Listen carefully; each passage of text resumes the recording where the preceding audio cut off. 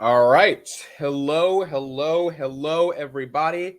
I'm sorry I'm a little late. I just had to finish up a couple of things, but we are here and it's time to open up the market. Hello. It is March 1st, 2023. We are in I'm like, what's going on? Where he's at? Yeah, I literally just had to finish up one thing and I was like, oh, it's 9:21. I gotta finish this. But I'm here and we've got to open the market. Let me just tweet out that this is live. And so people know that we are here. Everyone smile for the camera. Boom, boom, boom. Okay, here we go. Live market open. If you guys aren't following me on Twitter, Adam Mid is investing on Twitter. Today is a very big day for Tesla because it is their investor day. And as a result of it being their investor day, obviously a lot of people are going to be talking about Tesla. Let me just put it in the Discord as well. And then we are going to get started. You know, I fixed the problem with my computer yesterday, or one of the problems.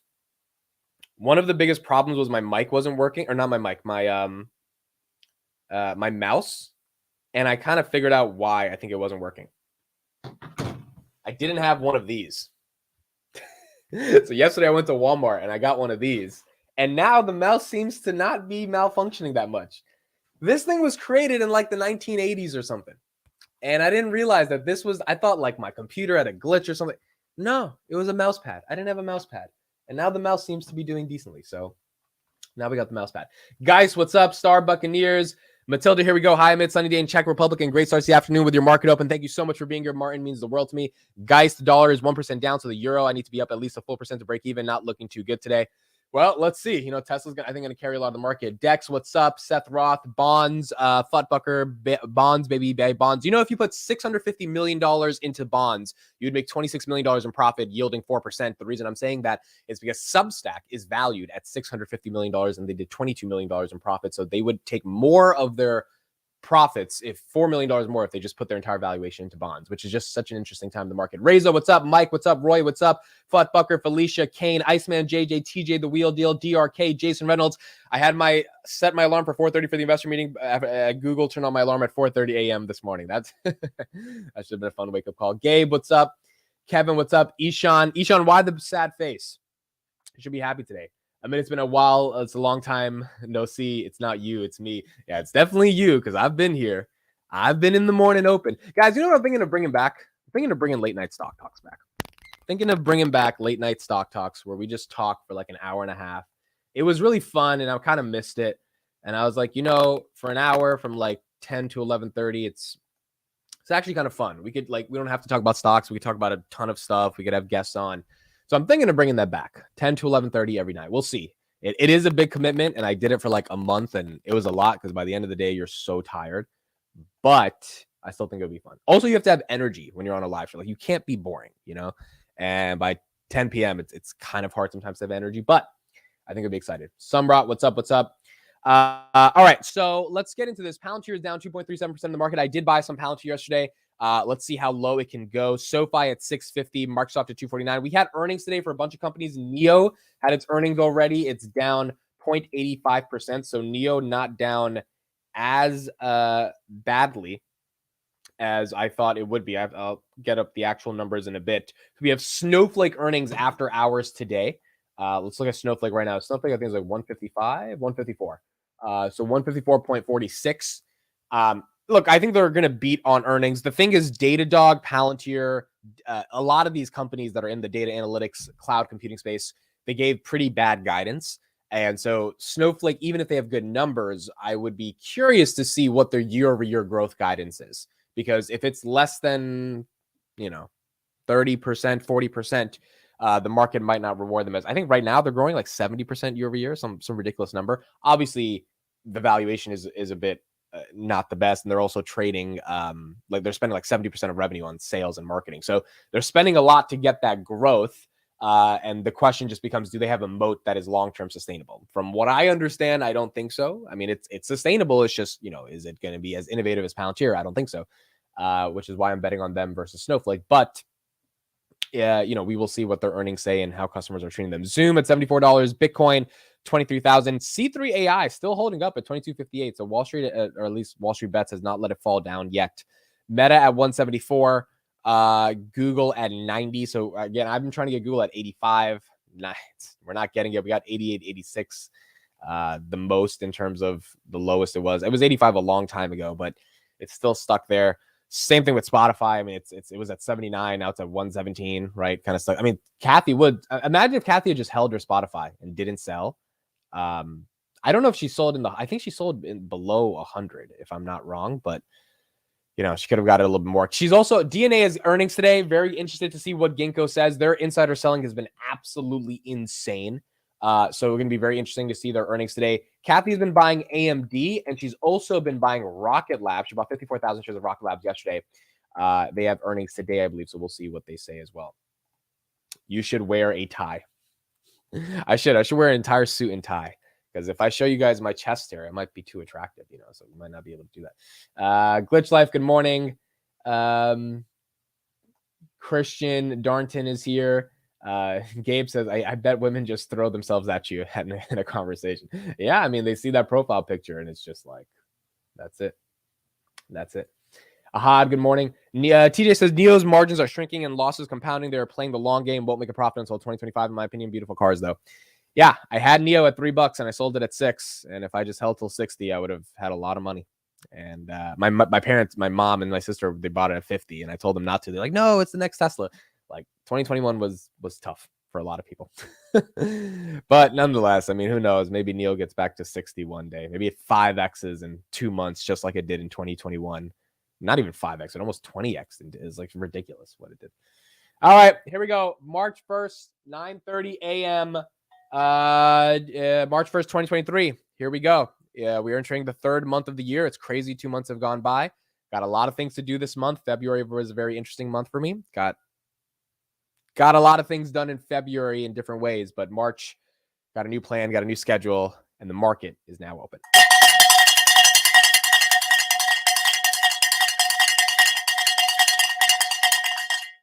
Wake your ass up. It's a new day. It's a new month. A lot of new things to solve.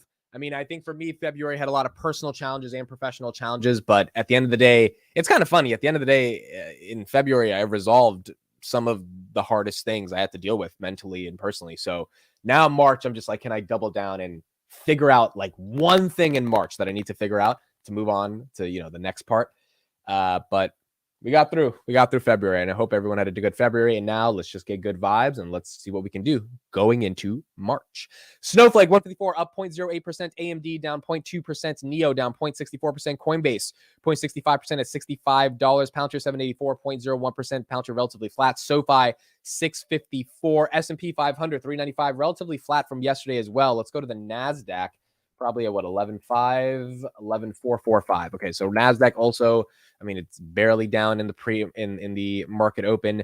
Taiwan Semis 89.14 up 2.2%. Nvidia, they registered for a mixed shelf offering yesterday, which for those that don't know, it's basically allows the company to offer up to XYZ amount of shares at the market price, ATM.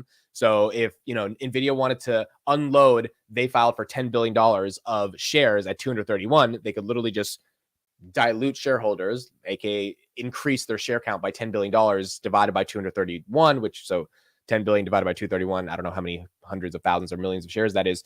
That would be flooded into the market. Obviously, the share price would fall because there's more dilution there, but they would create $10 billion of liquidity in seconds, right? Because you're offering those shares to the market.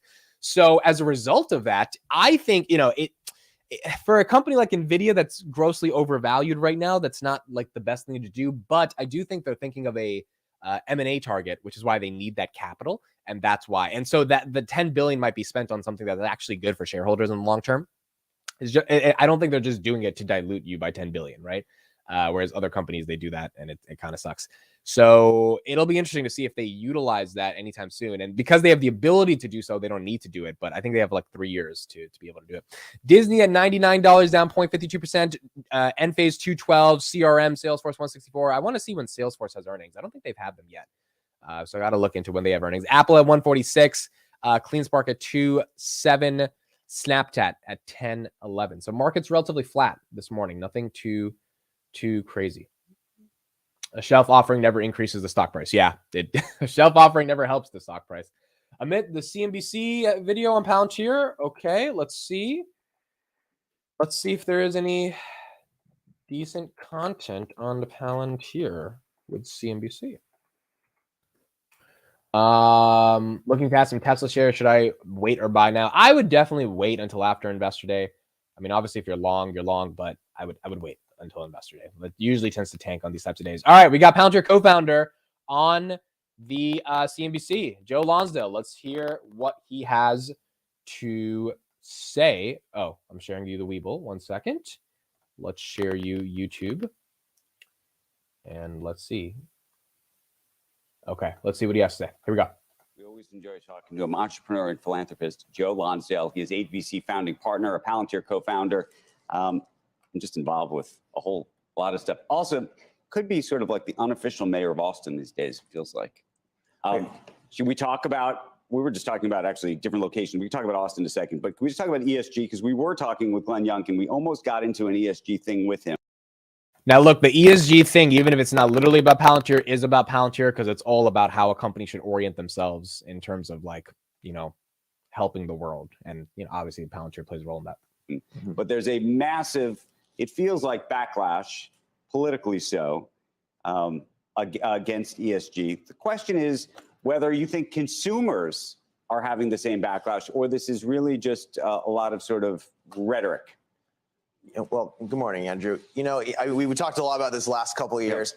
I think it's been a bad couple of years for top-down philosophies like ESG, like misinformation, which is another version of the same thing, right? Is people saying that this is a lie, that this is wrong. We have our president going around to oil-producing nations, begging them to produce because ESG has killed production here, which, by the way, is much worse for the environment. And I mean, you have all these people who wouldn't do defense for years, all doing defense now. Is defense ESG? Who knows? I don't know. I think it's probably pretty good to do good defense for the U.S., cheaper and better, but that wasn't allowed before. So, I mean, I think a lot of people realize these concepts were just stupid top-down concepts. They're a recycled version of old totalitarian concepts, and we shouldn't be doing it anymore. Well, what do you think of whether, the reason I ask is whether it's political, insofar as, you look even at a state like Texas, state like Florida, they will do business with certain banks. They won't do business with other banks. Interestingly, I don't know if you saw this, Florida and Texas have higher credit ratings than states like California. They pay higher. They pay more to banks and for their municipal bonds. They're actually paying a higher rate than a state like California because they have chosen that they don't want to do business with either a Citigroup or this bank because they think that their ESG policies have gone too far. And so whether this is, I guess I'm asking this because it doesn't seem like it's actually economic even what's happening anymore. That doesn't seem like it's an economic choice. I mean, I think Texas and Florida have the right instincts to push back on a lot of this nonsense. Making a choice to pay more money it's costing their taxpayers. I mean, DeSantis, even with Disney, it's actually costing their own taxpayers to do what they're doing. And then they're sort of running around saying that they're so anti-woke and that's fabulous. I think there's a certain cancel culture on the right that can be quite stupid, just like the cancel culture on the left can be quite stupid. I don't think you should make decisions to cost your taxpayers. Okay, the interesting thing about that take, Joe Lonsdale, obviously very anti kind of woke cancel culture type of stuff, is this is what's hurting Palantir right now, right? And I think that's why it's relevant right here. When you have these types of bottom or top-down approaches for ESG, what it does is it imposes a blanket restriction on how a company should be able to operate. By the way, Palantir down to 778.77% down. And what that means is if you're the United Kingdom and in the NHS, and immediately a company has ties to Donald Trump because the co-founder, blah, blah, blah, right? All this stuff in your head, you're like, well, that's not ESG, because if you associate Trump with being evil, and then the company's associated with Trump, you're like, all right, well, that can't work in our organization because we have to not be blah, blah, blah. And so at the cost of technology that actually helps your country, which is the craziest thing I said in my video yesterday, was if the NHS is spending taxpayer dollars on healthcare, why would you take the cheaper option? Like, take the cheaper option everywhere except health. That is literally a matter of life and death. When Palantir is reducing backlogs by 28%, that is literally a matter of people having surgeries or not having surgeries on time. And it's like, if you're going to do it in a consortium of companies because of ESG, because you think Palantir, which is falsely portrayed as this company that's going to manipulate data, that's the sad part about how, a company like a country like the NHS would be interpreting ESG. So, you know, I mean, and that's why you have people like Joe Lonsdale coming on CNBC talking about these issues. He obviously sees the issues going on with Palantir and the deals they're not able to get or might not be able to get because of this type of ESG concepts. And I think some concepts of ESG are not horrible, right? Like there are some elements that are very valuable to companies that, you know, Mark Benioff of Salesforce talks about stakeholder capitalism, how you do need to care more about things than other just shareholders, right? Like you do need to care about things in the world, which is important. It's just a question of when those are blanketly applied to companies. So Mart says, hey, Amit, love the NHS Palantir video yesterday. You're completely right. The NHS has a lot of flaws in the way they operate now. I feel like 2 NHS employees Palantir stole last year will play a major part. Yeah, they hired the head of AI or the former head of AI and data at the NHS to work at Palantir at obviously in an apparent attempt to lobby the NHS. And we will see if that actually works. In my opinion, Palantir will go out of business before the end of the decade. Deal with it. What's your average price per share? I'm at like 1580 or something. I think, you know, I mean, look, the problem with that argument is that the government's it's going to be hard for the government to let them fail. They just play too much of a critical role. So you can say whatever you want about the stock, but go out of business, to me, it's a bit harder. They just have too many vital things that they do. NVIDIA 230, Meta 175. What else do we have? Arc Innovation 39.29. Let's head into some of the other headlines that we have going on. Meta obviously open sourcing their large language model was very interesting. Eli Lilly to cut insulin prices by 70%, cap prices at $35 per month for people with private insurance. That's not bad. That's decent. Oh wow. Speaking of Salesforce, activist investor Elliott is nominating a slate of directors to the Salesforce board. Wow, this just broke 2 minutes ago. This is interesting. Now, the reason this is happening is because, as I said, Salesforce doesn't only care about shareholders, they care about stakeholders. Mark Benioff has been very explicit about that. Well, guess who only cares about shareholders? Elliott Management. And they're doing earnings today as well. Oh, interesting. Okay. So activist investor Elliott Management nominated a slate of directors. The nominating window closes March 14th, blah, blah, blah. Salesforce reported the slate will likely include Jesse Cohn, who runs the activist practice at Elliott. Now, if you don't know Elliott Management, I think they took over Twitter at one point, or they tried to take over Twitter. This is an activist investing firm that basically tries to find companies that are not doing well by shareholders, come in and shake everything up and put in a ton of people that are going to cut costs, increase revenue, and deliver bottom line growth to the stock. So I don't know how much Elliott owns of Salesforce, but they obviously don't like how the company's going. And that's why they're doing what they're doing right now. Interesting. Let's see what we got here. Milton Friedman once said, if you spend someone else's money on something else, you don't care about how much you spend and you don't care what they spend it, government spending. Yeah. And, that's obviously the world we are in now, given how much we're spending with the government.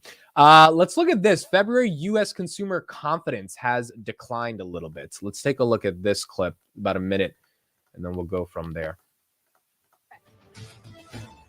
Yes, Sarah. Our February read on the Conference Board consumer confidence expected to be in the vicinity of 108, comes in lower, 102.9. 102.9. That's the lowest since November of last year. But the present situation, a different story. It is better than expected and higher sequentially. At 152.8, it is the best level since April of last year. And finally, what lies ahead are expectations, 69.7. 69.7, that's less.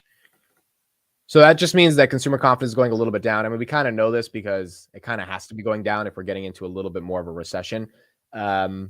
So you would imagine consumers are less likely to be spending some of the stuff. Matt Money, shout out to you in the chat. You think you're better than me? No, man, you're like a trillionaire. Let's look at Tim Higgins, who I think has been bearish on Tesla, on what he expects on Tesla's Investor Day coming up today. Hearing from sources, we're getting some insight into what could be happening. What do you think is going to happen as far as the remodel of the Model Y and other changes going forward? Well, this is an opportunity for Elon to kind of recast or reframe the debate around the stock, around the company, really kind of putting the company forward into the future. How is the company going to get to 20 million sales annually? How is it going to continue to have these high multiples and valuation in an era when other electric vehicle startups and traditional automakers are trying to catch up with Tesla? So this is about bigger strategy, but also tactical. New factories, potentially a new platform. How is he going to get to a vehicle that costs $25,000 instead of $40,000 like they have right now? So can I ask, I think it's a question probably a lot of investors want to know, why is it a big secret? I mean, generally when you announce a new model when it comes to a traditional internal combustion engine car, people get excited about it. So why such a secret when it comes to this one? Well, this is about building buzz and building towards it. You have to remember the Model 3 and the Model Y are getting to be long in the tooth, so it wouldn't be unexpected for there to be kind of a revamp of those. But the real big need of the day for a lot of investors is going to be the next generation of platforms that the company is working on. Elon has hinted at that in the past few years, the goal of getting a cheaper vehicle out there for the masses. Right. That's really going to fuel that march to 20 million annual sales that he's. All right, so here's the question, chat. Here's the question. Do we think they come out with a $25,000 car today? Do we think they announce a $25,000 car? You're saying Tesla's getting wrecked? Hold on. Is Tesla getting wrecked? I think they might tease it, bro. And even if it's not going to come out for 4 or 5 years, oh, yeah, the entire market just kind of flipped red. Not that red, but it's red. Tesla's what? Oh, yeah. Well, I mean, it's not wrecked, but it's down 1.3%. Look, I would love Tesla to get back to like 170, 180. That'd be a little bit better of a buying opportunity than being stuck at 200. If the market does not like what they see today, meaning they don't think it's believable, they don't think it's practical, they don't think it's revolutionary, they don't think part 3 and the master plan to get the world to sustainable energy is like actually like a thing, it's just hodgepodge, then it's going to tank. I mean, like, we're going to see Tesla sell off. But obviously Cult members will buy it, and like that will be a buying opportunity. And so I don't think it will be declined for a very long time. I don't think new retail traders that have been looking to get in are going to buy today, because when a stock typically falls that badly, you see people who want the stock buy it, not people who are new to the stock buy it, because they think it's just going to go down even more. So I don't know how much of the dip will be bought, but it could go the other way, right? They could introduce a $25,000 car that's like super like realistic, and it's like, oh my goodness, this is crazy, and they actually unveil a prototype. Like, we have no idea what they have in store. I don't know if they have a full prototype like a Cybertruck that they had in 2019. Remember, the Cybertruck came out 4 years ago and it's still not on the road yet. So it is difficult for them to get it into the world. That's just, the hard part of building an EV company. But if they tease the idea and they show some really interesting updates to Tesla Energy, which is growing like 800% year over year, I think it would be pretty exciting. Amazon at $94.19. I'm getting more interested in Amazon's ad business. I've been looking into it a little bit more. They did $11 billion in ads last year. That's straight coming out of the pie out of Google, because there's companies that are paying for advertisements on Amazon versus Google search. So Amazon now running at a TTM of like $40 billion on ads, which is pretty phenomenal.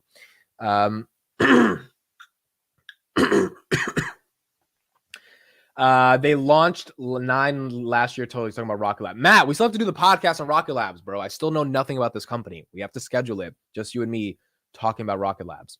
I know you guys are saying it's a buy. I just need to know about it. I have to do some research on it. Most of you are invested in Palantir because the stock price is low. I wonder how many would be buying at if it was $60 at the same valuation. This is the lottery fallacy. I mean, that's just in general about that's why companies do stock splits, right? Like, if Tesla was still $3,000 a share, I do not think they would have the volume they have every day versus being, $200 something. So I think that's just in general. Model 3 is less than 30K in Oregon, 75 federal. Oh, wow. That's a good point. Model 3. Yeah, I could imagine that. I didn't know Oregon was giving us 7,500. Wow. So they're taking off 15 grand, and I think an average is like 42 or something, right? That's not bad. That means it's 27K. Now, if you add a little bit of FSD features on top of it, I don't know if that costs a little bit more, but that's not bad. That's not bad. People say, hell no. Like, there's no way they're getting that car. Man, if they did the 25K car, that would be phenomenal. That would be super cool. Joel, what's up? All right, so let's see what else we got here. All right, let's take a look at this one. Former Fed governor, likelihood of a recession is extremely high. Let's take a look at a more bearish take on what we have going into the market. Bring in former Fed Governor Frederick Mishkin. He's now a Columbia University professor and a CNBC contributor. And Rick, it's really good to see you. It's been a while since we've gotten the chance to talk to you. you've got a new paper that's out, and it basically says that the Fed is damned if they raise rates, damned if they don't. You want to explain that?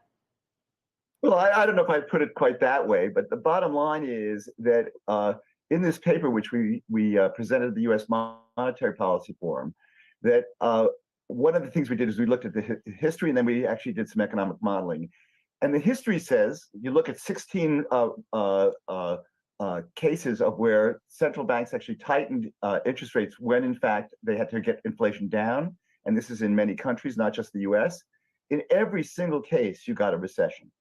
And so, maybe this time is different, but that's usually dangerous thinking. So just on that basis alone, the likelihood of a recession is extremely high. And this is particularly true also from a economic theory viewpoint. When a central bank gets behind the curve, as the Fed certainly did, they made a bunch of mistakes, particularly in 2021, which, as you might know, I've been on CNBC since April of 2021, being very critical of the Fed on this.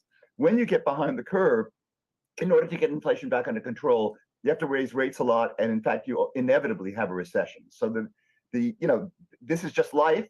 The Fed is actually doing the right thing now. They've actually gotten on board to do what they have to do. They stopped being gradual. They stopped being. They were not preemptive. They now are. But the bad news is that you got to get the economy to slow down in order to get inflation down when it's actually burst up in a way that it has recently.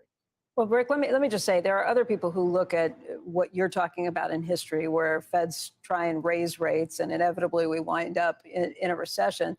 They say it's just because, some people will say it's because the banks will raise interest rates for too long, go too far, as some people are arguing our central bank is doing right now. There are people calling for a pause, saying wait and look around and see the lag effect before you continue to raise rates at additional paces. What do you say back to that? This is super dangerous thinking. So one of the things we look at in the paper is we look at a situation which had a lot of parallels to now, which was the Volcker disinflation. And many people, Volcker's a huge hero. Many people don't really remember what went on there. The Federal Reserve, in October '79, after Volcker became chair, raised interest rates to very high levels, and 17% actually was pretty high level. And then a recession started and they backed off. The result was that inflation did not come down, expected inflation did not come down. And in fact, there was no ability to control inflation. The Fed had lost its credibility and now weakened it. But to Volcker's credit, he then realized that this was a mistake. And then the Fed really took out the baseball bat, clobbered heads big time, raised federal funds rate to over 20%. And then finally, it took several years of very high interest rates then to get inflation down. So it is super dangerous thinking to think that the Fed should pivot. When central banks have done that, they haven't completed their job, they lose credibility. And particularly important is when you've actually gotten behind the curve, you have to reestablish credibility. The biggest problem with the Fed is that they don't have credibility anymore, especially with the whole inflation thing was transitory. And so I think that, that's going to be the hard part for the Fed to be able to credibly say. Now, granted, they gained some credibility with raising rates as inflation went up. If inflation, like last month, it barely declined, right? 6.5, 6.4. Technically, if inflation goes up, the Fed gets more credibility because then the Fed is right that inflation is here to stay and we need to keep rates at above 5%. But if inflation goes down dramatically, like imagine next month it's at like 4.7%, which is not going to happen. But imagine, right?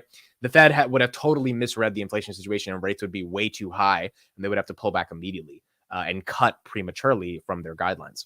So the Fed is kind of on the right track, given inflation is not decreasing as precipitously as we thought it would, at least last month. I guess next month we'll see again. But if it follows the same trend, then, we're going to have to keep rates the way they are probably until 2025. That's just how it's going to be. And so this is why it's interesting, what companies do you want to own in the next 2 years as rates are these high? When it looks to something like Palantir, I'm like a company that has no debt and almost $3 billion in cash, 2.6 billion in cash. To me, that's like an exciting company, right? A company that's now GAAP profitable. Hopefully they can keep it up. A company like SoFi that's growing tremendously and is aiming for GAAP profitability and has a lot of incentives aligned with shareholders. That's a company I like as well. Even though both are still risky, that's where, the risk reward comes into play.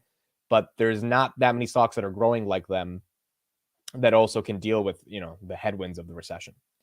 Meta, another good one, man. I mean, Meta is just another stock that's just executing very well. And how many places are you going to go to advertise? There's just not that many places other than Google and Meta. There's really just not that many places that are effective at advertising. And when ad budgets tighten up, you got to pick the best ones. Snapchat at 1023. I think I talked yesterday. Snapchat launched like a My AI kind of competitor to ChatGPT, even though it's using GPT's OpenAI API. So they're offering that to their subscribers that pay. There's 2.5 million people that pay $3 a month for Snapchat Plus. Yo, put in the chat a subscription that you think you have that a lot of people don't have. Whether it's a newsletter, put something you subscribe to that you think a lot of people don't subscribe to. I'm trying to think of something I subscribe to that a lot of people don't. It's so interesting. I obviously have Netflix, YouTube Premium. I don't have Spotify. I'm trying to think something I subscribe to that other people don't. It would be really cool just to see like what people. You're not allowed to say Hub Premium. You're not allowed to say that one. So don't. I don't have a subscription to that, but if you do, honestly, yeah, if you do, put it in the chat. Why not? Why not? Put it in the chat. DNA provides Outlook AC today and needs to adjust their insider selling in order to stop its free fall. Yeah, DNA has been absolutely demolished. I mean, I love the company. I love the prospects of it, but their selling has just been ridiculous. And so we're going to need to know what they sell. Daily Palantir. Okay, that's a free subscription, but that's not bad. Palantir newsletter. I love it. Crunchyroll. I've been, if you guys have subscribed, dailypalantir.com/subscribe. You get a newsletter every day. I've sent it out yesterday and on Monday. And I did my Q4 GAAP earnings deep dive on Monday's newsletter. So you can check it out. It's on the website as well right now. YouTube Premium, Zoom. I subscribe to Zoom as well. World of Warcraft. You can subscribe to that. I didn't even know you subscribed to that. Radio stations. You subscribe to radio stations? Interesting. I guess you're a Radiohead. You listen to some Radiohead. I don't subscribe to anything that requires to pay, not for now at least. Okay, that's fair. Google Workspace. I do subscribe to Google Cloud.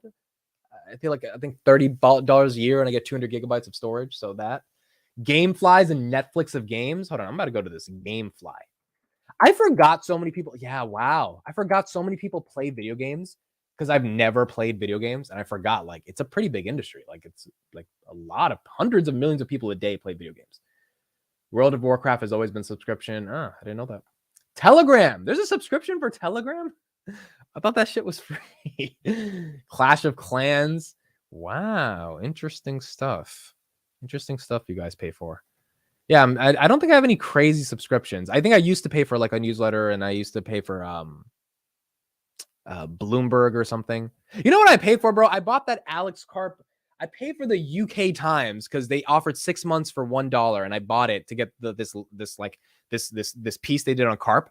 And now, in order to cancel it, you have to like call an office in Ireland, and forget not having the time to do that. I can't even find the number to call their office in Ireland to cancel this stupid thing. So they charged me last month, and I was like, "This is $11 for a website I don't read. I paid for it just to get this Alex Karp piece that they did, and now I need to find the time to buy this to cancel this subscription. It's so annoying. It's so annoying. I'm just waiting to sub to Amit's OnlyFans. Amit's Discord. Yeah, Jersey T, I saw you were in there. I do have a Patreon. I don't ever plug it because I mean, like, you don't get much for paying the $5 a month. It's literally it just helps out the channel, helps support it. I think we have like 20 Patreons, maybe probably less than that now. When I launch Patreon again, I want to make it a little bit more official, give more benefits. But to be honest, there's not many benefits I have to give other than you help support the channel, you know? So yeah, I do have a Patreon. I want LinkedIn Premium, but it's so damn expensive. Also, Enphase is hiring a lot in India the past week. Yeah, LinkedIn Premium is also $70 a month is just absolutely ridiculous. And you don't even have unlimited sales outreach. You have to pay like $120 a month to get more credits. So LinkedIn Premium is your company's got to pay for that because individuals paying for that would suck. We all have 24 hours a day, Amit. That's true. Amit, you can call your credit card company and have them cancel it. That's a good idea. I should call Bank of America and be like, yo, get rid of this shit. Just block it from your credit card, Amit. Easy way to cancel membership. Yeah, it's a good idea, guys. That's a great idea. I'm going to do that.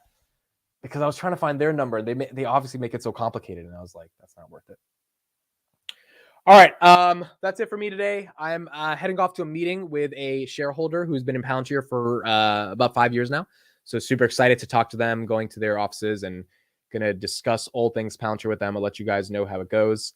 I think I'll have one video coming out today talking about Palantir's partnership with Compredict, which is a new AI-based startup in Germany. I'll be discussing that.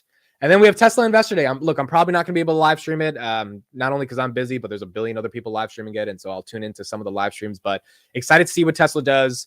Hopefully the stock tanks and we have another buying opportunity. I do think there's Tesla Energy will be the focus. Maybe a Tesla $25,000 car would be talked about, but energy is going to be the big deal. Probably the supercharging networks, how they plan to scale energy infrastructure, all of that stuff.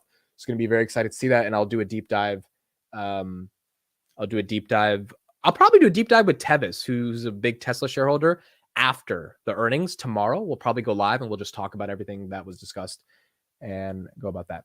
See you. How often you go online? I go online every morning, 9:20 to 10. I'm thinking of doing it at night as well. Thinking of bringing back late night stock talks and going live in the night. So let's see. But for now, it's in the morning. All right. Thank you, everybody. I appreciate it. New Cowbell as well. Bi-weekly Cowbell. We'll have the Cowbell episode. It's dedicated to Tesla today. It'll be out probably in like 30 to 45 minutes. Appreciate you all joining the Morning Open. Enjoy the month of March. It's a new month, new opportunities, new chances to go do what we got to do. And I'll see you again tomorrow on the Morning Open. Bye, everybody. Have a great day.